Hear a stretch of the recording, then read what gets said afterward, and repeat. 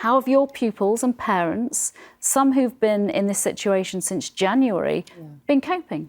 Yeah, well, as you said, some of our schools in Hong Kong have been and Vietnam have been closed for 2 months, and so we've been able to learn from their experiences and be a little bit more proactive, I hope. And one of the first things, as the lady before said, is that acceptance.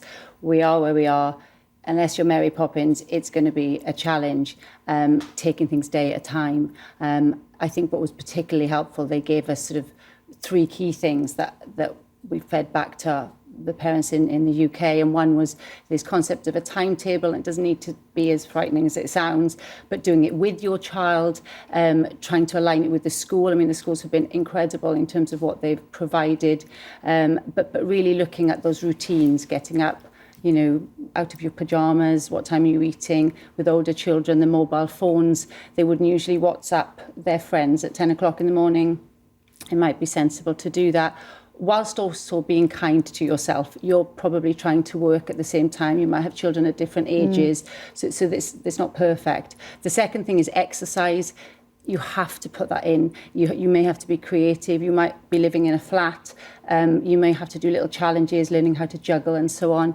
And third, again, is that concept of space, having different work zones during the school day, giving yourself some emotional space. And children, it's not usual that we're all on top of each other like this. So we had all these tips that you know, if anybody wants them, they're on our website, cognita.com.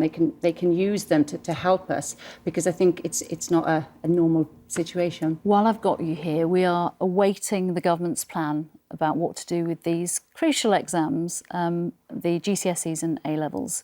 Presumably, given the world over is having their education interrupted, it will help. While we are in the limbo period, ideally, what do you want the government to say about how these children get these qualifications? Look, I think the biggest thing for young people is really reframing for them now what these next 3 months are going to look like, and kind of just validating their feelings. They're going to be all over the place. I think that it's important to know that learning is more than just an exams and an end point. These children will have done loads of work over the last 2 years.